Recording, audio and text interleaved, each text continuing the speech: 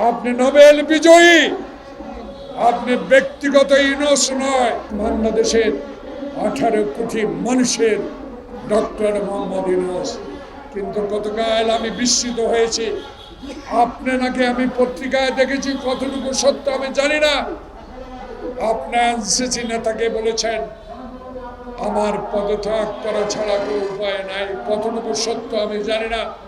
আমি ইউটিউব, পত্রিকা, টেলিভিশন, আমার মনটা বড় খারাপ হয়েছে। এই জন্য আপনাকে কি জন্য বসিয়েছিলাম, আপনাকে কেন বসিয়েছিলাম?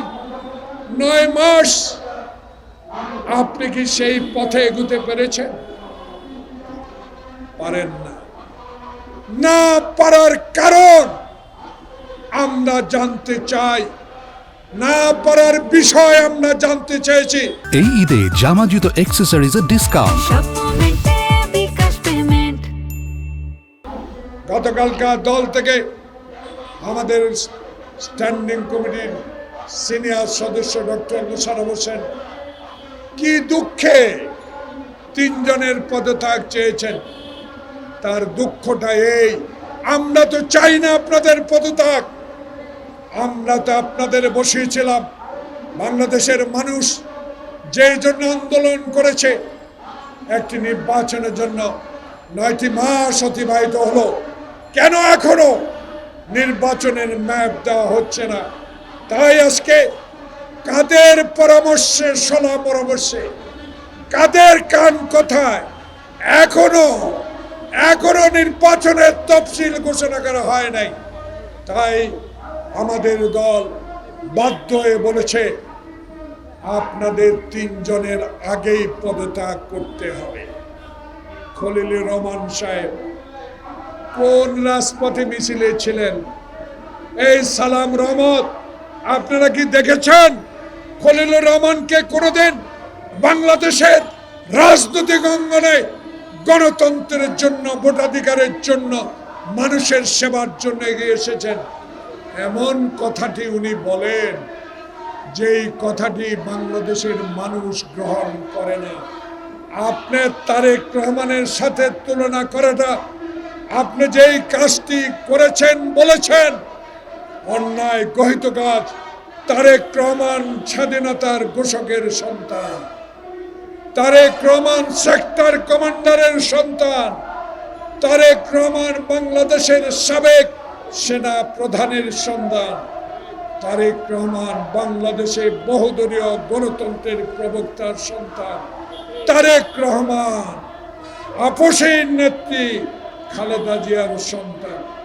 তার সাথে তুলনা করে আমাদেরকে মনে কষ্ট দিয়েছেন। আপনার অহংকার আপনার কাছে থাকুক। বাংলাদেশের রাজনীতির ইতিহাসে জাতীয়তাবাদী শক্তি যে আন্দোলন সংগ্রামের মধ্য দিয়ে বাংলাদেশের মানুষের অধিকার প্রতিষ্ঠার জন্য আজও টিকে আছে, তারই ভারপ্রাপ্ত চেয়ারম্যানকে আপনি যে তুলনা করেছেন, অবিলম্বে আপনার এই কথা প্রত্যাহার করে নিতে হবে। প্রিয় বন্ধুগণ, দেশে যেন একটু অস্থিরতা লক্ষ্য করা যাচ্ছে। এই অস্থিরতার মূল হোতা কারা? এই অস্থিরতার সৃষ্টি কারা করছেন?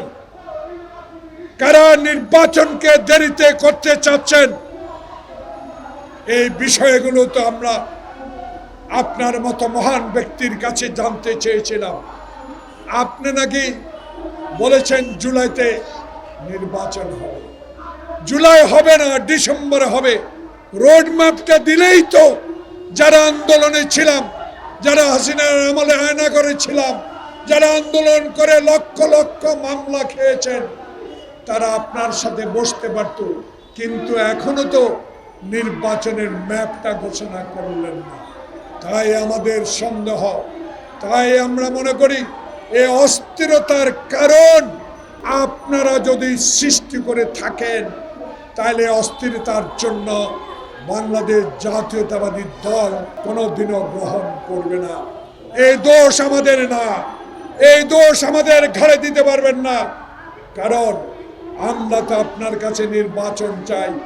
সংস্কার করেন, এমন সংস্কার করেন না যে সংস্কারের মধ্য দিয়ে করিডোর হবে, চট্টগ্রামের বন্দর অন্যের হাতে চলে যাবে, এমন সংস্কার করেন না যে সংস্কারের মধ্য দিয়ে ষড়যন্ত্রকারীরা নির্বাচনকে বিলম্বিত করে আপনাকে অস্থির করে তুলবে।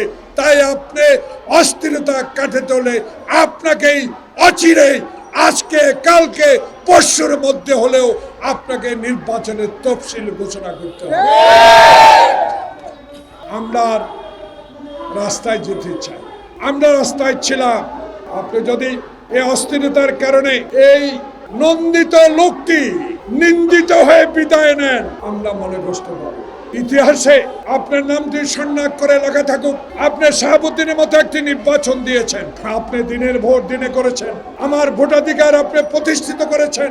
ইতিহাস লেখা থাকবে, সেই ইতিহাসে আপনি আমাদের গ্রহণযোগ্য ব্যক্তি হিসাবে আমাদের ভবিষ্যৎ প্রজন্ম আজকে আপনাকে নিয়ে অহংকার করতে পারবে। তাই আপনার কাছে অনুরোধ, অনতিবিলম্বে এই তিনজনকে উপদেষ্টা পরিষদ থেকে আপনি চিঠি দিয়ে দেন, অনুরোধ করেন তারা যেন নিজেই পদত্যাগ করে, নাহলে তিনজনকে এই উপদেষ্টা পরিষদ থেকে আপনাকে বিদায় করতে হবে। বাংলাদেশে অবিলম্বে মানুষের আশার একটি নির্বাচনের তারিখ ঘোষণা করবেন।